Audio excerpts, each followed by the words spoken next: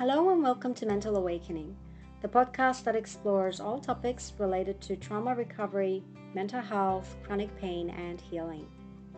I'm your host, Sarah DeKeely, psychotherapist and mental health social worker, and today we're going to talk about trauma and its wisdom. I'll discuss my own personal experience with trauma and also share the lessons I have learned and the gifts I gained from trauma, in the hopes that it will help you gain a newfound perspective on your own traumatic experiences.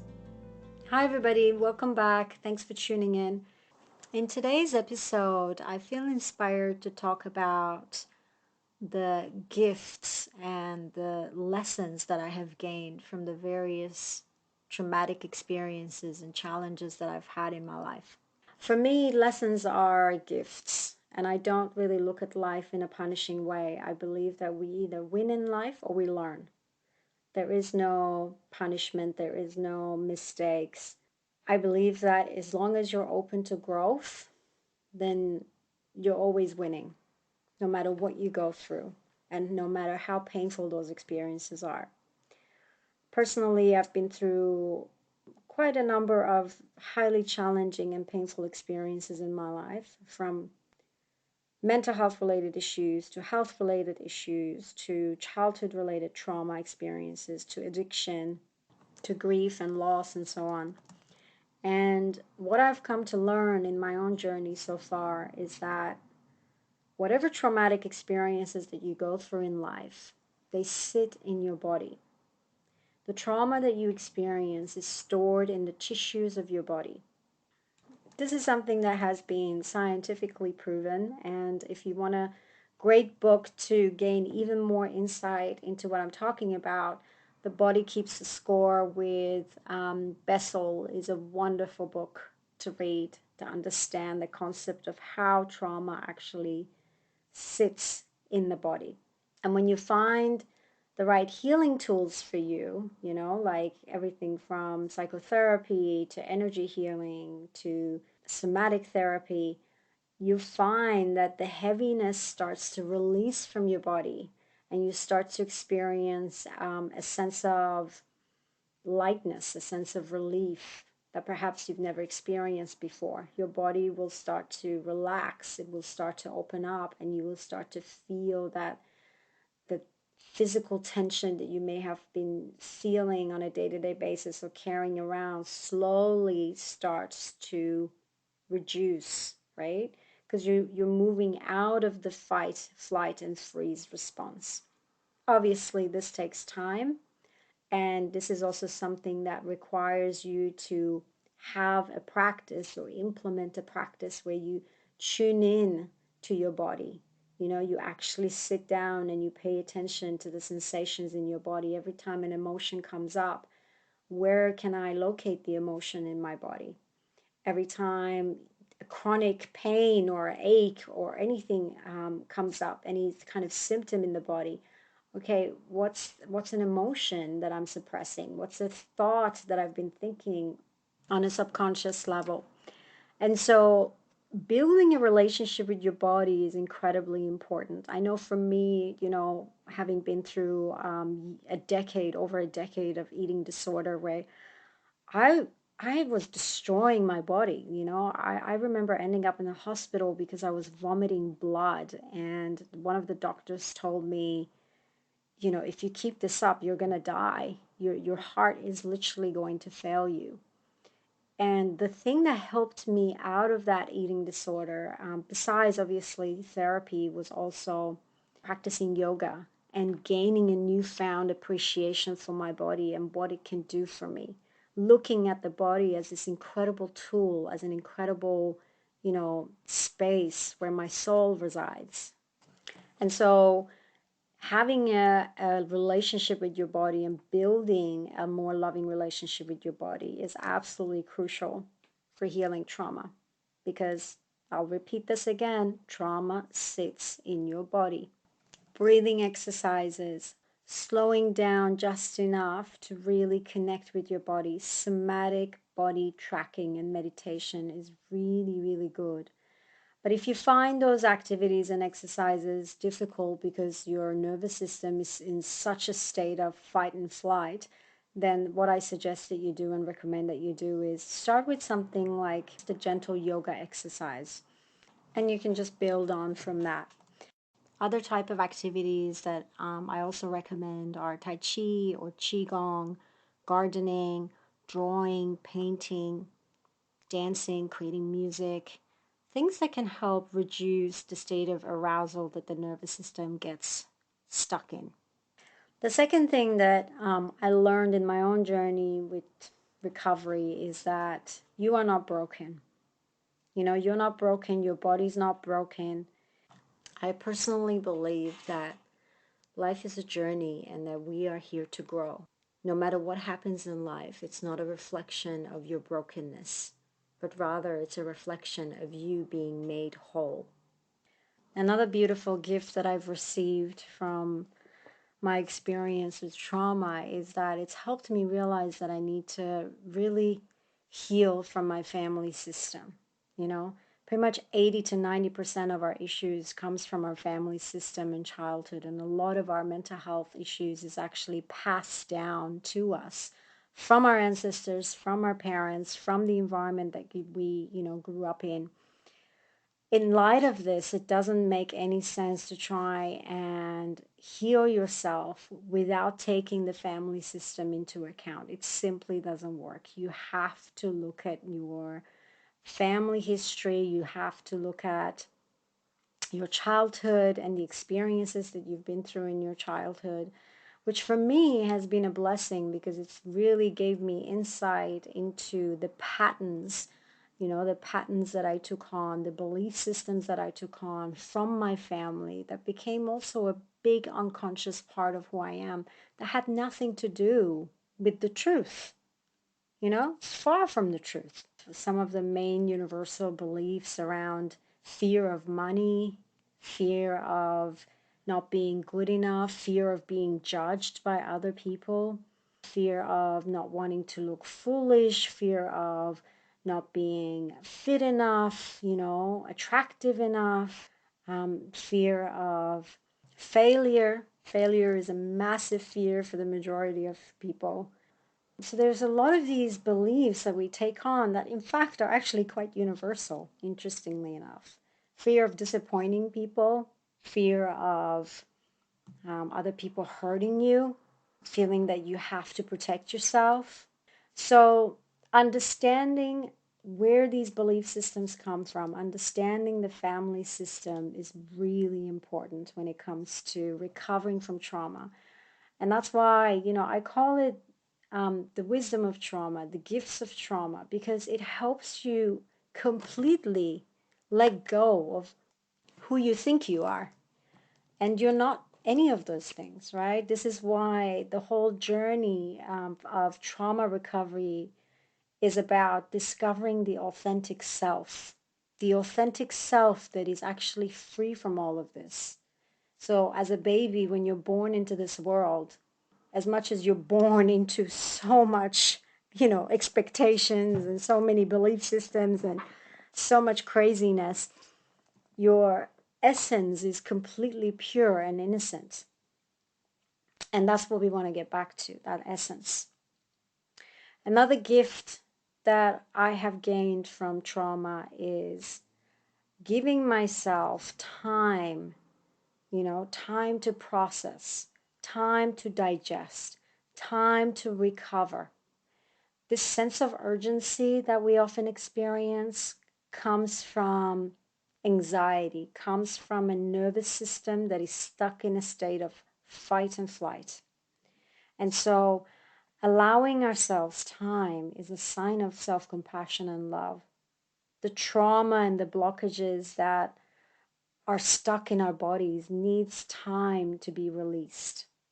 It's not something that you just do for a couple of years and then it's done. No, you have to give yourself however long it takes, and do it in a way that is compassionate, and do it in a way that is loving. For years, I used to yawn constantly. And it wasn't until I realized that it was a sign of my nervous system resetting itself that I understood how much of this trauma was stuck in my body. I used to get chronic pain all around, finding it incredibly difficult to relax, finding it incredibly difficult to just feel at peace and feel at ease. This stuff takes time to undo. You know, if it's taken you decades to develop a certain pattern, then it's going to take you at least a chunk of that, a significant chunk of that to undo those patterns. And I've said this in previous episodes. So it's really important not to rush this healing process and let your body catch up at its own time. Take it slow.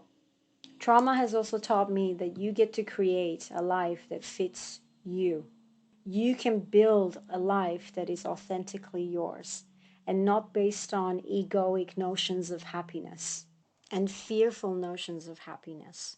The amount of attention and power that we give to fear is incredible, because those things do nothing but add pressure. And so today, thankfully, I live a life where I am incredibly connected to the work I do, incredibly connected to my body, to the people in my life. I have a lot more calm inner peace and quiet within me. And these things are available to all of us. And I still have, my journey hasn't ended. It's not going to end for a while yet, hopefully. I still have so much more to learn. And it's not that challenges ever end, for as long as we're alive, they will continue to come. But we get better at managing them. So it's not that life gets easier, but we get better. But my point is that there will be a time that comes where you can start to feel more relaxed around your life and around yourself. Trauma has also helped me realize that who I am is valuable. Who I am is acceptable. Who I am is needed in this world. I used to get told repeatedly, don't be so sensitive. You're so sensitive. What's wrong with you? Why do you always have to be so sensitive? People used to downplay who I was, and I used to allow them to do that. I used to kind of believe that, yeah, there's definitely something wrong with me because I'm so sensitive. And now I see that sensitivity as a strength, because without that sensitivity, I would not be able to connect with myself, with my body, with people around me. I would not be able to connect with my clients. I would not be able to do the work that I'm doing in this world. So trauma taught me to stand up for myself and to design my life in a way that works for me, not against me. And to also educate people around me on how to support me in this. Because we teach people how to treat us. We teach them by how we treat ourselves and what we believe about ourselves, which is why I feel so passionate about sharing today's episode with you guys, because removing ourselves from that victim mentality and victim consciousness that I've referred to in previous episodes is what will lead to self-empowerment. Recognizing that there's a gift in the challenges that we go through, that our traumas come with such immense treasures. And there's no shame around it. There's no shame around anything that we go through in life. I also feel that, it's important to highlight that trauma is real. You can't just get over it. It's not something that you can just get over, oh, get over it, just get over yourself, get over the trauma, enough's enough. That's not how trauma works. So it's important that we honor the process of trauma. It's important that we respect that this is a journey. Having people who can lift you into your next level and who can support you, who can love you unconditionally, is truly invaluable. I would not be here if it wasn't for the various mentors, healers, even if it's an author or, someone whose book I read or someone whose videos I watched, or people that have supported me in one way or another to get to where I am today. I would not be here without them.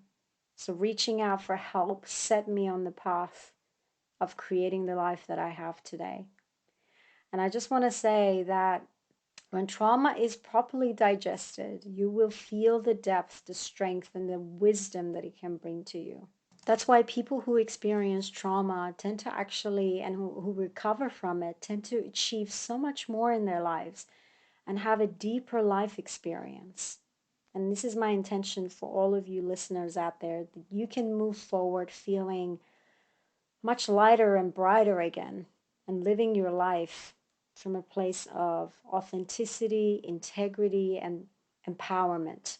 Experiencing trauma has also helped me realize and recognize that there's a part of me that will forever be connected to the child that I once was. And even though we call this the inner child and it's a metaphorical concept, I find that it's so important to connect with that part of yourself, to make time for it, and to incorporate, what awakens that part of you: fun, play, joy. Because as hard as life can be at times, if we don't make time, we will get further and further away and disconnected from that part of ourselves. And we need that part. It's a crucial part of recovery. That's why whenever I run an art therapy workshop, I make sure that a big chunk of that workshop is all about play, fun, and enjoyment. As adults, we tend to forget about that. We tend to disconnect from that. We tend to think that we can only have fun if we're under the influence of some kind of drug or substance. And there's no need for that. There's no need to incorporate addictive behaviors as a way to cope, as a way to tap into false sense of joy. I wrote in my book, Coming to Life, that joy is always with us, even in our most painful moments, always by our side, available through the pain and through the laughter.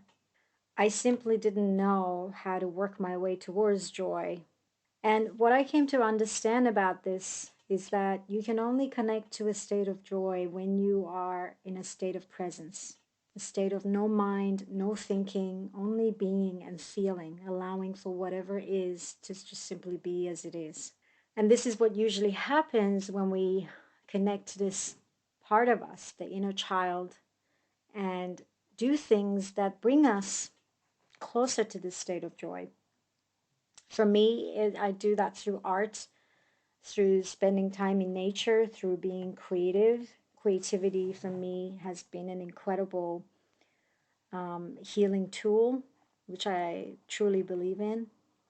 Other things that I learned from trauma and having experienced trauma is courage, and that I will only recognize my strength by experiencing my courage, by tapping into my courage, by doing things that are scary to face.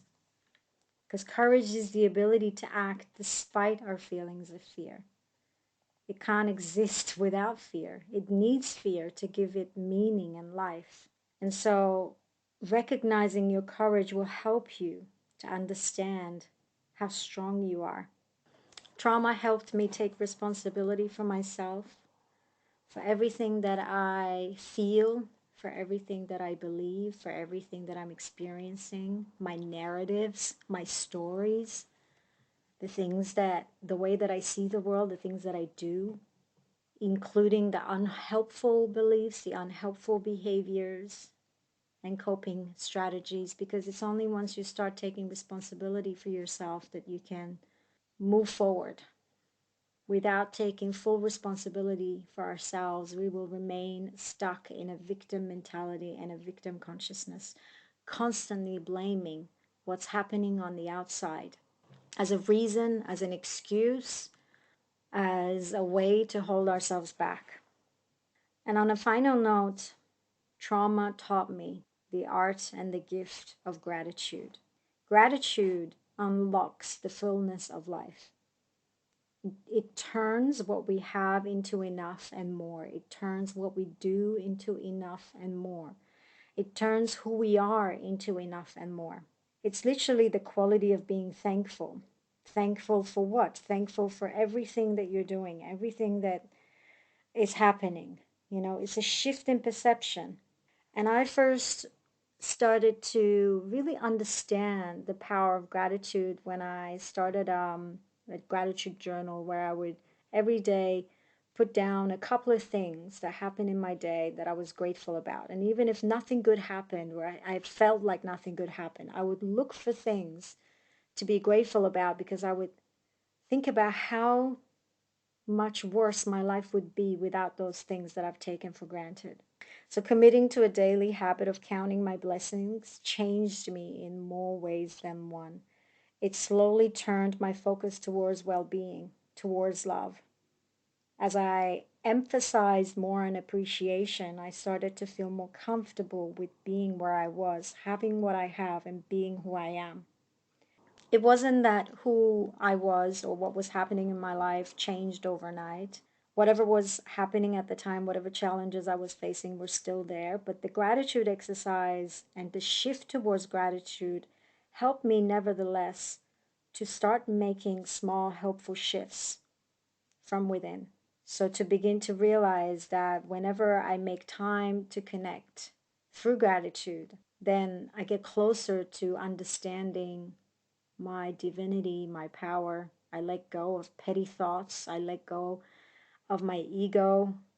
I become aware of it. I start to see and recognize how my thoughts are merely the chatters of my mind, endlessly switched on, jumping from one idea to another, one concept to another, one belief to another. And when you stop to rely so heavily on your continuous stream of thoughts, you'll start to realize that your thoughts are just thoughts. They're not necessarily based on truth. They're based on what's happened in the past. They're based on your previous experiences, your belief systems, cultural expectations, cultural belief systems, social belief systems, right? Trauma also taught me that an incredibly resilient person, that I have survived and that I'm learning to thrive. I have the capacity to do both. I'm not a survivor because I don't like that label, but that I am able to survive what's difficult, what's challenging, what's hard, getting through the negative. Another gift that I've received from experiencing trauma is the gift of boundaries. I love boundaries, and I love that I had to go through years of feeling incredibly uncomfortable with implementing boundaries because it allowed me to understand what not having them meant and how much suffering we experience when we're not clear about our boundaries and our values in life. Now, boundaries are not good if they're too rigid, and they're not good if they're loose. What we want to aim for is flexible and yet consistent boundaries with every single person in our lives, whether it's a friend, a partner, a child, a family member. And there's a lot more I could say about that, but that's that's a really big topic, and I will aim to probably create an episode purely for boundaries. I also learned from trauma the gift of wisdom, and that wisdom is the ability to implement what you've learned. And from that wisdom comes a deeper spiritual connection. And obviously, this isn't something that everyone can relate to, and that's okay. But I'm referring to a connection to the greater whole, a connection to other people, a connection to nature, a connection to a purpose or a passion. Something that helps you recognize that you're not alone in this life, that there's something more than just this thinking mind that we're connected to. And this is what leads us to having a clear understanding of our life purpose. Following our experiences and introspection, we're likely to have a greater understanding of our purpose in life, learning about what's important and how you can contribute value to the world. Trauma can leave us feeling wounded and lost. We may have a negative way of looking at our lives and the world around us, and developing a shift in our perception can be very difficult. We have to dig in deep, look inward. While this process, this transitioning, the journey can have many ups and downs. It also leaves us with some incredible gifts that I've mentioned in this episode, to have a much deeper sense of understanding for the world around us as well as the world within us, to be able to hold space for our own feelings and emotions, including other people's. All right, everybody, that's it for today. Thank you so much for tuning in. As always, please feel free to leave me a review on Apple Podcast, as it will help me to reach more people with the content shared in this podcast. I will tune in and speak to you guys again in 2 weeks' time with a brand new topic. Until then, take care, everybody. Bye for now.